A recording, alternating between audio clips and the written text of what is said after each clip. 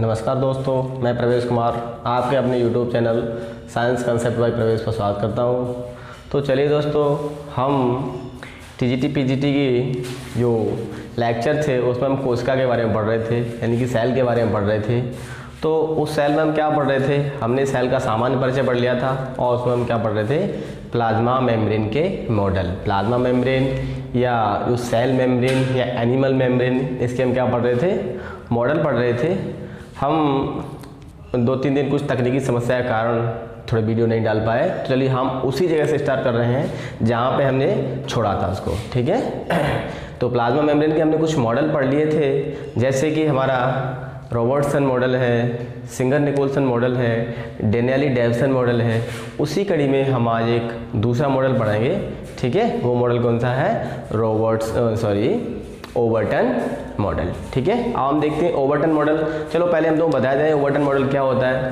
देखो, ओवरटन एक साइंटिस्ट थे, उन्होंने 1902 में एक मॉडल दिया था, उसका नाम था ओवरटन मॉडल, यानी उन्हीं के नाम पर उसका नाम क्या रख दिया गया, ओवरटन मॉडल रख दिया गया। अभी ओवरटन मॉडल के अनुसार, यानी इस मॉडल के अनुसार जो हमारी जो प्लाज्मा मेम्ब्रेन होती है वो मोनोलिपिड की बनी होती है, यानी मोनोलिपिड की लेयर होती है। बाकी सब ये इससे पहले जो मॉडल हमने बताए थे, जैसे कि Danielli Davson, Singer Nicolson and Robertson, ये मॉडल सब क्या थे, ये बता रहे थे कि प्रोटीन प्लस लिपिड दोनों की बनी होती है प्लाज्मा मेम्ब्रेन। बट ये ओवरटन मॉडल है, ये केवल ये बता रहा है कि जो प्लाज्मा मेम्ब्रेन है, क्या है, जो प्लाज्मा मेम्ब्रेन है वो केवल मोनोलिपिड लेयर होती है, ठीक है। तो चलिए हम स्टार्ट करते हैं, ये ओवरटन मॉडल क्या है, कैसे है। वैसे हमने आपका इसको ओवरव्यू बता दिया और इससे ज़्यादा इसमें कुछ नहीं है और ये ज़्यादा इंपॉर्टेंट मॉडल भी नहीं है। सबसे इंपॉर्टेंट मॉडल है वो है fluid mosaic model. Singer Nicolson का जो मॉडल है उसका नाम क्या है, फ्लूइड मोज़ेक मॉडल, ठीक है। वो सबसे इंपॉर्टेंट मॉडल है, मोस्ट ऑफ क्वेश्चन किसी भी एग्जाम्स में वो वहीं से बनते हैं, ठीक है। चलो हम डिस्कस कर ले रहे हैं ओवरटन मॉडल क्या होता है।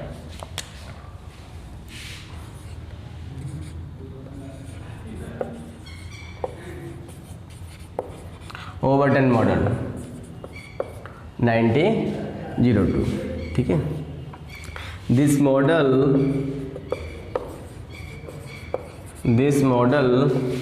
Of plasma membrane proposed by Overton in 1902, ठीक है। According to this, the plasma membrane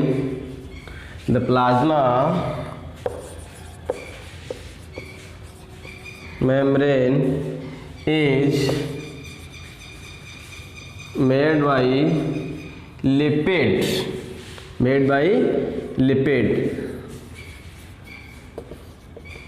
या मोनोलिपिड layer. The diameter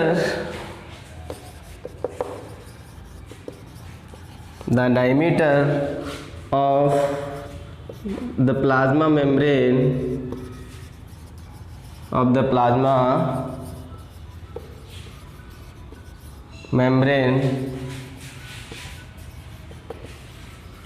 according to this model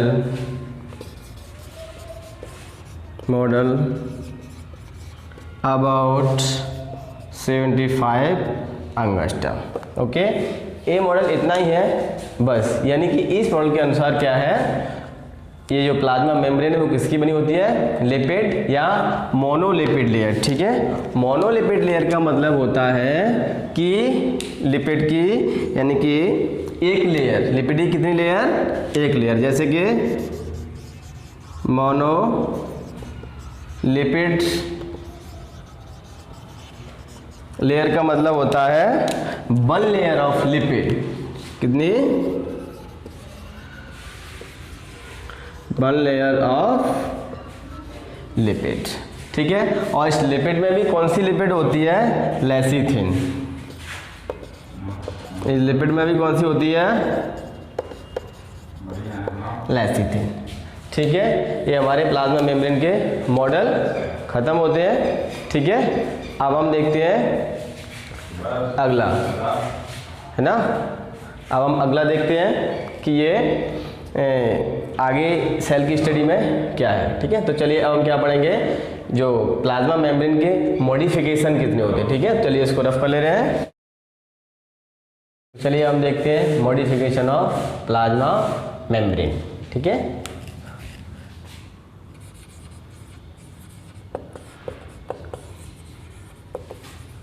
modification of plasma membrane, यानी प्लाज्मा मेम्ब्रेन कितने तरीके से मॉडिफाइड होती है और उसके कौन कौन सी स्ट्रक्चर फिर बनती है। ठीक है, नंबर 1 माइक्रोविलाई। ठीक है, नंबर 2 प्लाज्मोडेस्माटा, प्लाज्मोडेस्माटा। ठीक है, number 3 caveolae, caveolae. Number 4 tonoplast, tonoplast. ठीक है, नंबर 5 मीजोजोम, मीजोजोम्स। और 6 number cristae of mitochondria,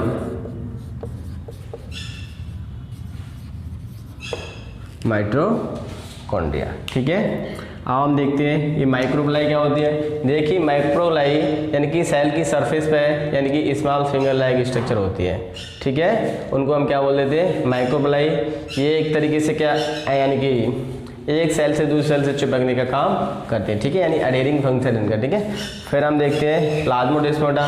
plasmodesmata भी एक तरीके से क्या होता है, यानी कि दो सेल्स के बीच में कनेक्शन होता है। ठीक है, उसको हम क्या बोल देते हैं, प्लाज्मोडेस्माटा। ठीक है, थर्ड वन इसका ना कैवियोलाई, सेम इसी तरीके से कैवियोलाई है। अब हम देखते हैं टोनोप्लास्ट क्या होता है। ठीक है, टोनोप्लास्ट देखो हमारी जो प्लांट सेल होती है, प्लांट सेल में हमारे दो तरीके की वो होती है, फूड वैक्यूल होती है और एक कॉन्ट्रैक्टाइल वैक्यूल होती है। और फूड वैक्यूल और कॉन्ट्रैक्टाइल वैक्यूल के जो उसको सराउंड करती है लेयर, ठीक है, उसको हम क्या बोल देते हैं, टोनोप्लास्ट कहते हैं। ठीक है, अनदर वन कौन सी है, मेजोजोम। मेजोजोम क्या होता है, इसके बारे में थोड़ा डिस्कस कर ले रहे हैं, ये थोड़ा ज़्यादा इंपॉर्टेंट है कि मेजोजोम क्या होता है। ठीक है, it is the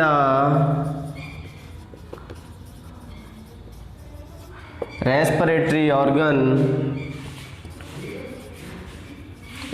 of bacteria,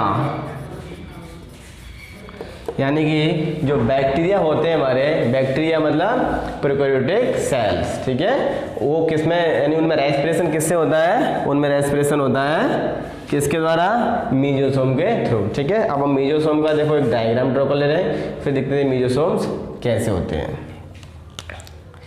देखो ये हमारी क्या है, ये प्रोकैरियोटिक सेल है। प्रोकैरियोटिक सेल मतलब एक बैक्टीरियल सेल है। इसके अंदर ये क्या है, ये प्लाज्मिड है। क्या है, ये प्लाज्मिड है। ये डुअल लेयर है, ये डुअल लेयर क्या है, ये हमारी प्लाज्मा मेम्ब्रेन है। क्या है, ये प्लाज्मा मेम्ब्रेन है। ठीक है, और इसमें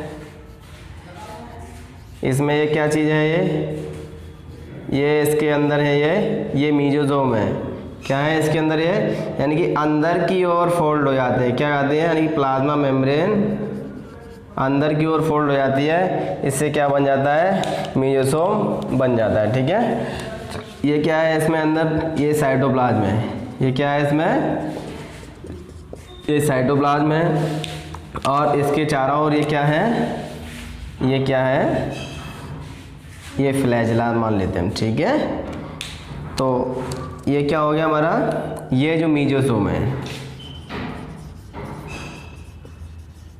मीजोसोम्स, ये हमारी क्या है, प्लाज्मा मेम्ब्रेन। ठीक है, इस प्लाज्मा मेम्ब्रेन के मॉडिफिकेशन से क्या बना हुआ है, हमारा मीजोसोम बना हुआ है। ठीक इसी तरीके से हमारी माइटोकॉन्ड्रिया होती हैं, जैसे कि हम माइटोकॉन्ड्रिया में आगे डिस्कस करेंगे तो पूरा एकदम डायग्रामेटिक तरीके से बताएंगे। माइटोकॉन्ड्रिया में भी जो प्लाज्मा मेम्ब्रेन की इनर वॉल होती है वो क्या होती है, इनर लेयर, वो फोल्ड हो जाती है, फोल्ड होकर के ये फिंगर लाइक स्ट्रक्चर बनाती है, उसको हम क्या बोल देते हैं, क्रिस्टी कहते हैं।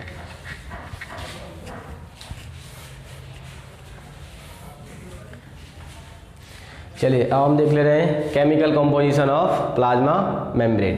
ठीक है, यानी कि प्लाज्मा मेम्ब्रेन किस किस से बनी होती है, कौन कौन से उसमें मॉलिक्यूल होते हैं। ठीक है, तो chemical composition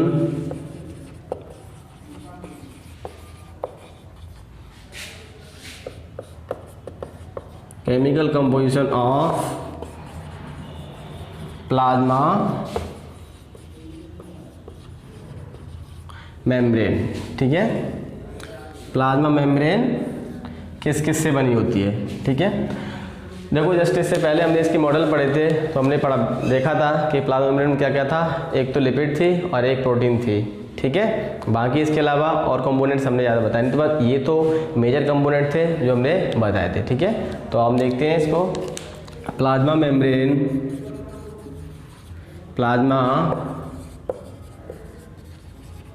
membrane is made by lipid and protein। ठीक है, and some amount of carbohydrate. Okay, तो the amount of protein in plasma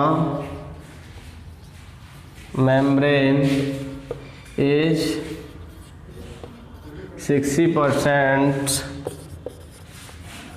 about, and the lipid। ठीक है, अब लिपिड में कौन सी लिपिड होगी, फॉस्फोलिपिड। कौन सी लिपिड होगी, फॉस्फोलिपिड। The lipid about 40%। ठीक है, यानी कि 40% ये इसके क्या है, मेजर पार्ट है। ठीक है, तो सबसे ज़्यादा जो प्लाज्मा मेम्ब्रेन होती है उसमें क्या होता है, प्रोटीन पाई जाती है, और उससे कम क्या होता है, उससे कम लिपिड होती है। ठीक है, तो lipid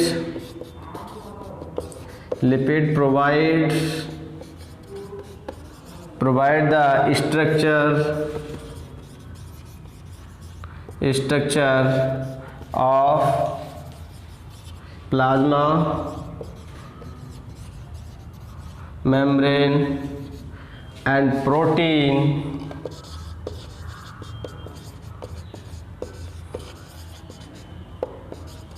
provides the mechanical support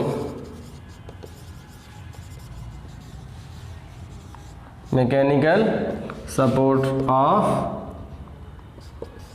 it। ठीक है, लिपिड्स का जो फंक्शन क्या है, इसमें जो लिपिड पाई जा रही है वो उसको क्या करेगी, स्ट्रक्चर यानी एक फिक्स शेप इसको प्रोवाइड करेगी, और जो प्रोटीन है वो इसमें क्या करेगी, वो मैकेनिकल सपोर्ट प्रोवाइड करती है। ठीक है, अब ये प्रोटीन कितने टाइप की होती है वो हम देख ले रहे हैं।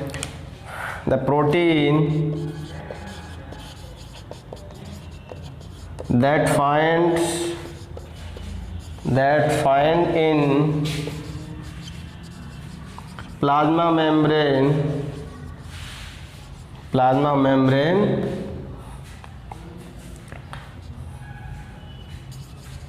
is two types।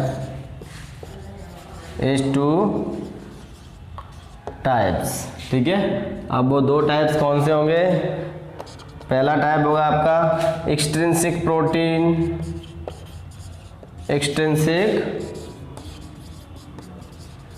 प्रोटीन, और दूसरा टाइप होगा इंटीग्रल प्रोटीन।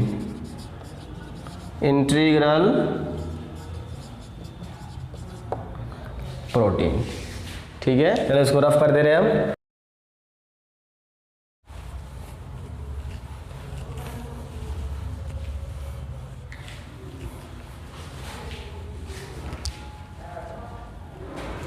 अब हम देख ले रहे हैं प्लाज्मा मेम्ब्रेन के फंक्शन क्या क्या है। ठीक है, यानी कि इसका काम क्या है। ठीक है, चलो देखते हैं फंक्शंस ऑफ प्लाज्मा मेम्ब्रेन।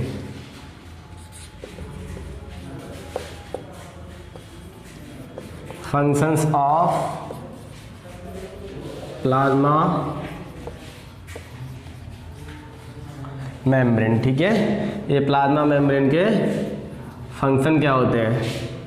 पहला फंक्शन है इसका डिफ्यूजन।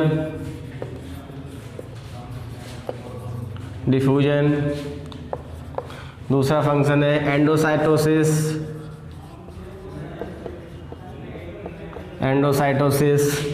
तीसरा एक्टिव ट्रांसपोर्ट।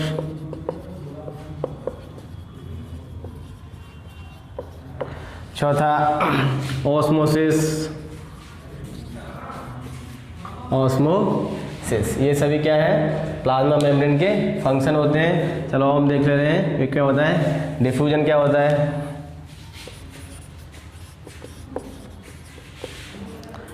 डिफ्यूजन देखिए, डिफ्यूजन का मतलब होता है कि पदार्थ के कणों का अधिक सांद्रता से कम सांद्रता की ओर गति करना। जैसे आपने देखा होगा परफ्यूम के पार्टिकल होते हैं। परफ्यूम देखो, या आप ऐसा देखो, आपके पास एक वाटर से भरा हुआ ग्लास है और उस वाटर से भरे हुए ग्लास में आपने क्या डाला है, एक जो ड्रॉप है वो किसकी डाली है, उसमें कलर की डाली है। जब कलर की आपने जो ड्रॉप डाली है, तो जैसे ही आप कलर की उसमें ड्रॉप डालते हैं तो जिस जगह पे ड्रॉप गिरेगी उस जगह पे क्या होगा, बहुत ज़्यादा रेड होगा, बहुत ज़्यादा क्या होगा, रेड होगा। बट आफ्टर सम टाइम जो आपका वाटर होगा वो क्या होगा, यूनिवर्सल तरीके से आपका कैसा हो जाएगा, कलरफुल हो जाएगा। यानी जिस तरीके का आपने कलर डाला है उसी तरीके का उसमें कलर हो जाएगा। तो आपने इससे क्या ऑब्जर्व किया, वो जिस जगह पे डाली थी उस जगह पे क्या थी, बहुत ज़्यादा कलरफुल थी। आपने जैसा भी कलर डाला था, ग्रीन रेड जैसा भी था, ठीक है। फिर आफ्टर सम टाइम जो यानी जो पूरा वाटर था वो क्या होगा, universal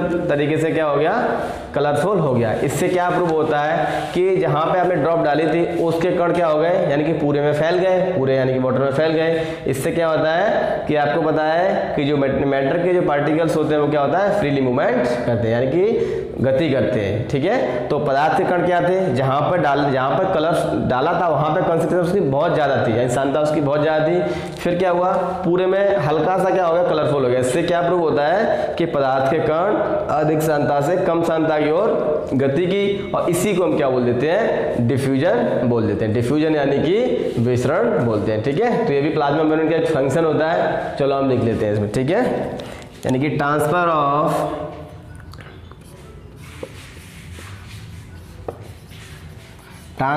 material from higher concentration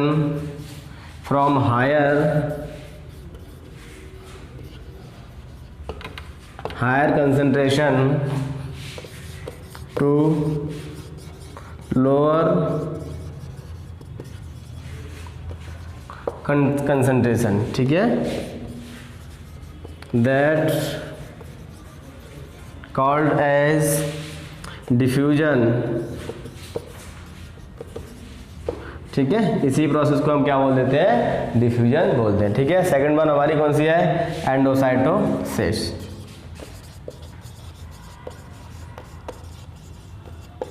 endocytosis क्या होता है, एंडोसाइटोसिस देखो, एंडोसाइटोसिस मतलब कोई भी आउटर पार्टिकल है वो सेल में इनगल्फ हो जाए, इसी प्रोसेस को हम क्या बोल देते हैं, एंडोसाइटोसिस। इनगल्फ का मतलब होता है कि वो उसमें पूर्ण तरीके से अंदर चला जाए। ठीक है, इनगल्फमेंट, इसी को हम क्या बोल देते हैं, endocytosis.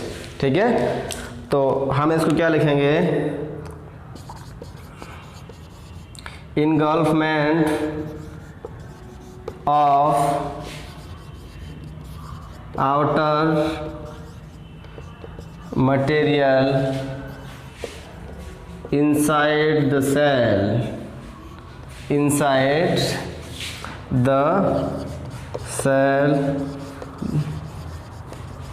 that called as cytosis. ठीक है, अभी एंडोसाइटोसिस हमारे कितने तरीके का होता है? ये एंडोसाइटोसिस की प्रोसेस हमारी दो तरीके की होती है, एक तो फैगोसाइटोसिस और दूसरी पिनोसाइटोसिस। ठीक है, जो फैगोसाइटोसिस में क्या होता है, कोई भी हार्ड मटेरियल होता है, कैसा होता है? ठोस, यानी कि जो सॉलिड मटेरियल होता है वो सेल के अंदर इनकल्फ होता है, और जो पिनोसाइटोसिस होती है वो क्या होती है? वो सॉलिड नहीं होता है, किसी भी ऑर्गेनिक कंपाउंड का आउटर जो ऑर्गेनिक कंपाउंड मटेरियल्स है वो क्या होता है? सेल के अंदर इनकल्फमेंट होता है। ठीक है, फैगोसाइटोसिस की जो रिएक्शंस होती है वो मोस्ट ऑफ कौन करता है? अमीबा करता है। ठीक है, अमीबा अपने जो सीडोपोडिया से क्या कर देता है, उसको आउटर पार्टिकल्स को सराउंड कर लेता है, और आफ्टर सम टाइम वो क्या हो जाती है, यानी कि दोनों सीडोपोडिया आपस में क्या होते हैं? कनेक्ट हो जाते हैं, और जो आउटर पार्टिकल्स है वो क्या होता है? अंदर की ओर चला जाता है। ठीक है, जैसे हम इसमें दिखा रहे हैं कि फैगो यानी कि एंडोसाइटोसिस कितने टाइप की है? दो, एक तो फैगोसाइटोसिस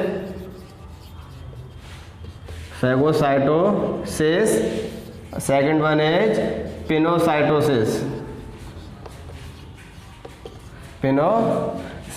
ठीक है, चलिए हम इसको रफ कर ले रहे हैं, फिर देखते हैं आगे फैगोसाइटोसिस क्या है और पिनोसाइटोसिस क्या है।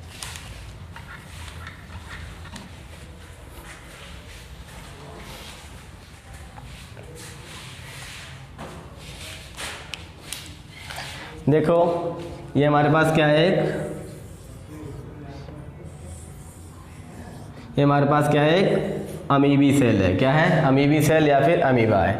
ये साइटोप्लाज्म में इसका क्या है? साइटोप्लाज्म में ये इसका न्यूक्लियस है। न्यूक्लियस है, ये सेल मेम्ब्रेन है, ये सेल मेम्ब्रेन है, ये इसका क्या है? साइटोप्लाज्म में। ठीक है, अब यहाँ पर कोई मेरा क्या है? एक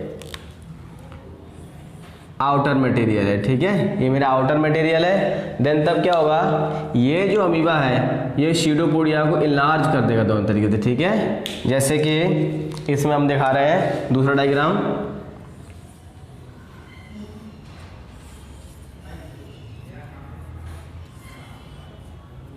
ठीक है, अब क्या हो गया है, ये आउटर मटेरियल देखो कहाँ तक आ गया? यहाँ तक आ गया। इसने सीडोपोडिया को बढ़ा दिया तो कहाँ आ गया? ये अंदर की, यानी थोड़ा सा अंदर हो गया है ना। बाकी तो सब प्रोसेस सेम है, ये साइटोप्लाज्म। फिर अगली कंडीशन हमारी आई, वो कौन सी आई कि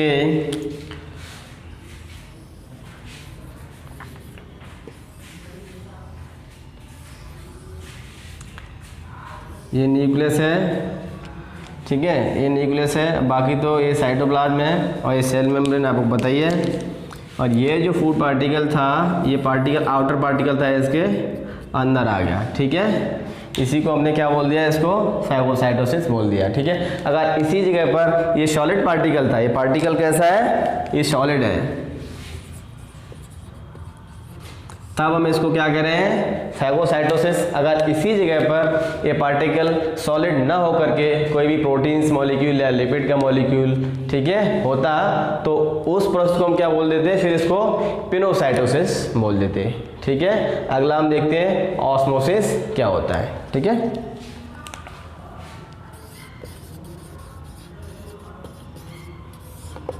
ऑस्मोसिस क्या होता है? ये सेम ही प्रोसेस है, इसमें ही मटेरियल का ट्रांसफर होता है, बट इसमें क्या होता है? उसमें हम क्या करते हैं डिफ्यूजन में? Higher concentration to lower concentration. इसमें क्या होता है? Lower concentration to higher concentration. ठीक है, यानी कि कम सांद्रता से अधिक सांद्रता की ओर मूवमेंट होता है, बट इसमें किसकी रिक्वायरमेंट होती है? सेमी परमेबल मेम्ब्रेन, यानी कि अर्धपारगम झिल्ली। ठीक है, हम इसको हिंदी में क्या कहेंगे? यानी पदार्थ के कणों का कम सांद्रता से अधिक सांद्रता की ओर, ठीक है, कैसे? कम सांद्रता से अधिक सांद्रता की ओर अर्धपारगम्य झिल्ली से होकर के गति को हम क्या बोल देते हैं? परासरण या फिर ऑस्मोसिस कहते हैं। ठीक है, तो transfer of material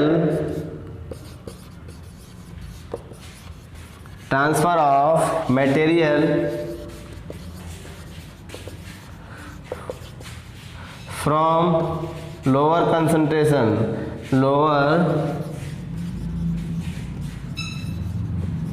concentration to higher concentration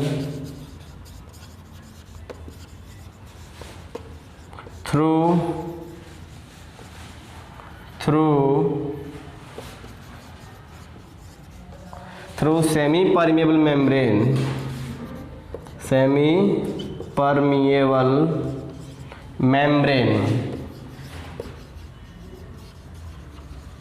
ठीक है, इसी को हम क्या बोल रहे हैं, ऑस्मोसिस कहते हैं। ठीक है, अब एक रह गया, थोड़ा बीच में रह गया था, उसका नाम है एक्टिव ट्रांसपोर्ट।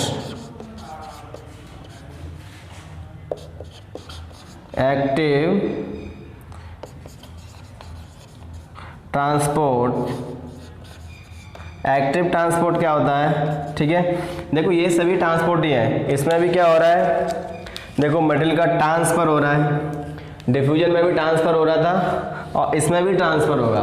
बट इसमें क्या होगा, जो डिफ्यूजन की जो प्रोसेस थी वो कैसी थी, इसमें एनर्जी की रिक्वायरमेंट नहीं थी। और ये हमारी ये एक्टिव ट्रांसपोर्ट है, इसमें क्या होता है, मटेरियल्स को ट्रांसफ़र करने के लिए किसकी रिक्वायरमेंट होती है, एनर्जी की रिक्वायरमेंट होती है। तो सेम चीज़ वही है, यानी कि इसमें क्या होती है, it's the energy requirement process. It is the energy requirement process. ठीक है, सेम टाइप से मटेरियल इसमें भी ट्रांसफर हो रहा है, बट इसमें क्या हो रहा है, एनर्जी की रिक्वायरमेंट हो रही है। ठीक है, चलिए हम इसको रफ कर ले रहे हैं।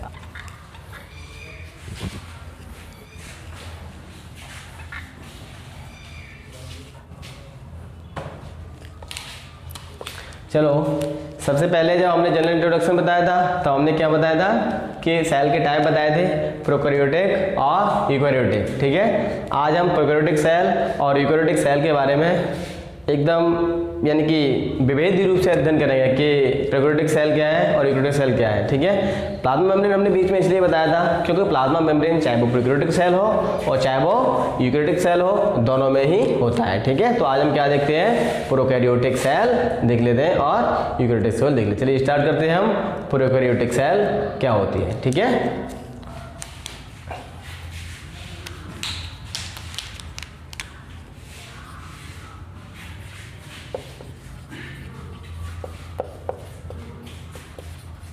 प्रोकैरियोटिक सेल, देखो इसमें कुछ ज़्यादा नहीं है, थोड़ा सा ही है कि इसमें क्या होता है,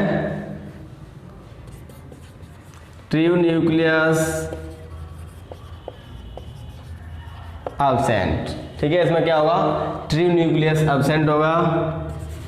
cytoplasm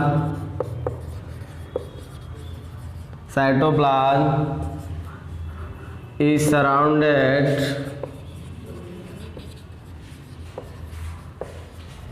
surrounded by cell membrane,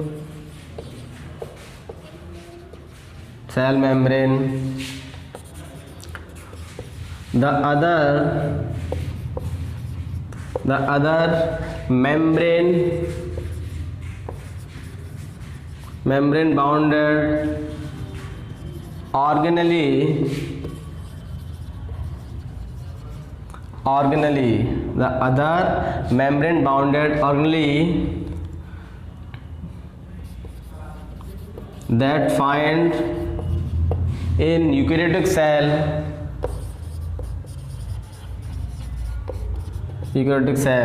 ठीक है, इज एब्सेंट। ठीक है, जो यानी कि जो मेम्ब्रेन बाउंडेड ऑर्गेनेली होते हैं, जो यूकैरियोटिक सेल में पाए जाते हैं, वो इसमें नहीं पाए जाते हैं। ठीक है, the other membrane bounded organelle that find in eukaryotic is absent. ठीक है, समझ में आया। जैसे कि अब मेम्ब्रेन बाउंडेड ऑर्गेनेली क्या होते हैं वो हम देख ले रहे हैं। जैसे कि मेम्ब्रेन बाउंडेड ऑर्गेनेली कौन से हो जाएंगे, माइटोकॉन्ड्रिया,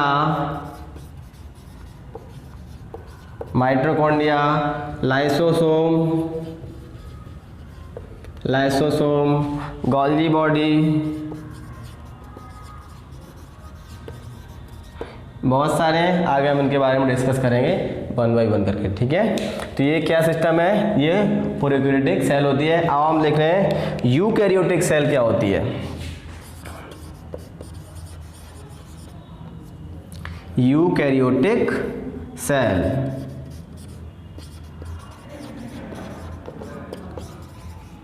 यूकैरियोटिक सेल क्या होती है, ठीक है। इसमें क्या होता है, ट्रू न्यूक्लियस प्रेजेंट होता है। इसमें क्या होगा, ट्रू न्यूक्लियस प्रेजेंट होगा।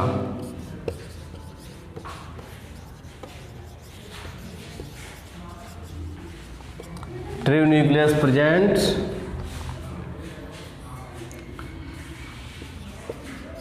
एंड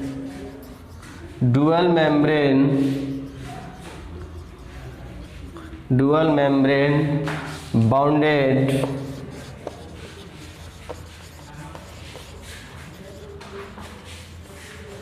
organelle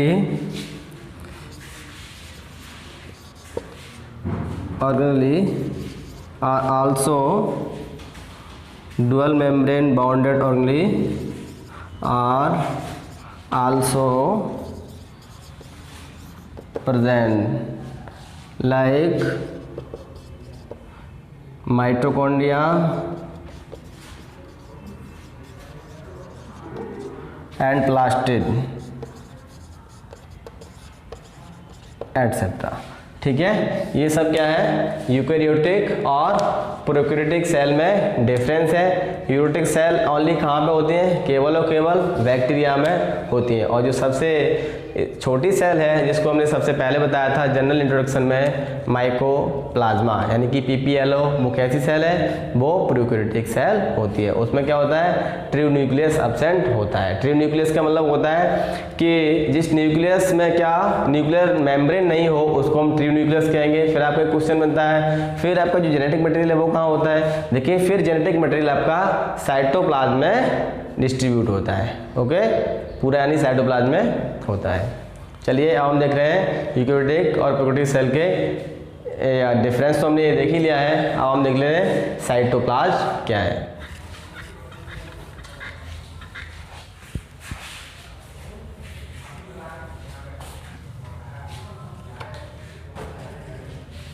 देखिए हमने देख लिया यूकैरियोटिक और प्रोकैरियोटिक कोशिका के बारे में, यानी कि यूकैरियोटिक सेल क्या होती है और प्रोकैरियोटिक सेल क्या होती है। अब हम देख ले रहे हैं यूकैरियोटिक सेल यानी कि डिफरेंट टाइप में डिफरेंट यानी कि लिविंग थिंग्स में डिफरेंट टाइप की पाई जाती है। जैसे कि प्लांट्स होता है उसमें भी यूकैरियोटिक सेल होती है, और एनिमल्स हैं जैसे कि ह्यूमन बीइंग है, अदर्स हैं, उनमें भी यूकैरियोटिक सेल होती है। बट उसकी सेल में और इनकी सेल में डिफरेंस होता है, ठीक है। तो यूकैरियोटिक सेल यानी कि 2 टाइप्स की होती है, कौन सी, प्लांट सेल और एनिमल सेल, ठीक है। तो टाइप्स ऑफ यूकैरियोटिक सेल अब हम देख ले रहे हैं।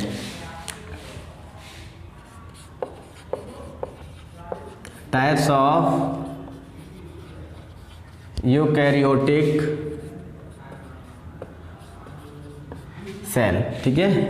देखिए ये कोई स्पेशल टाइप नहीं है, ये केवल हमने जो लिविंग थिंग्स में अलग अलग तरीके की पाई जाती हैं उसके बेसिस पे कर दिया गया है। ऐसा कोई नहीं है कि ये कहीं अलग तरीके से निकल के आया हो या ऐसा कोई साइंटिफिक रीजन हो, वो सिस्टम नहीं है। केवल क्या है, एक ही इसका साइंटिफिक रीजन है कि इसकी थोड़ी सी सेल मेम्ब्रेन होती है वो तो सेम होती है, एक अदर वॉल होती है प्लांट सेल में, वो क्या होती है, वो यानी कि एनिमल मेम्ब्रेन में, वो सॉरी एनिमल सेल में नहीं होती है, ठीक है। उसी के बेसिस पे हमने किसको यूकैरियोटिक सेल को 2 पार्ट्स में डिवाइड कर दिया गया है। अब कौन कौन से पार्ट्स हैं अब हम देखते हैं, यानी कि animal cell and second one is plant cell. तो एनिमल सेल क्या होती है, वैसे ही क्या है, दोनों यूकैरियोटिक सेल ही हैं। तो एनिमल सेल, ठीक है। एनिमल सेल क्या होती है, this cell find only animals like human being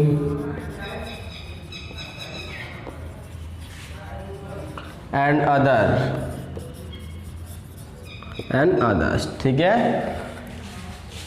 अब हम देख लेते हैं कौन सी, प्लांट सेल। प्लांट सेल, ये क्या होती है? This cell find only plants, ठीक है, ये केवल किस में पाई जाएगी? प्लांट्स में। अब इसमें डिफरेंस क्या है? इसमें कुछ हमारे जो सेल के ऑर्गेनेल्स होते हैं उनमें डिफरेंस होता है, कुछ एनिमल सेल में होते हैं, कुछ प्लांट सेल में होते दोनों, कुछ में सिमिलर होते हैं और एक दो ऑर्गेनली होते हैं वो कैसे होते हैं? डिफरेंट होते हैं। तो चलिए वो हम नेक्स्ट लेक्चर में पढ़ेंगे इसके बारे में। आज के लिए इतना ही दोस्तों। आपको अगर लेक्चर पसंद आया है तो चैनल को सब्सक्राइब तथा वीडियो को लाइक करें।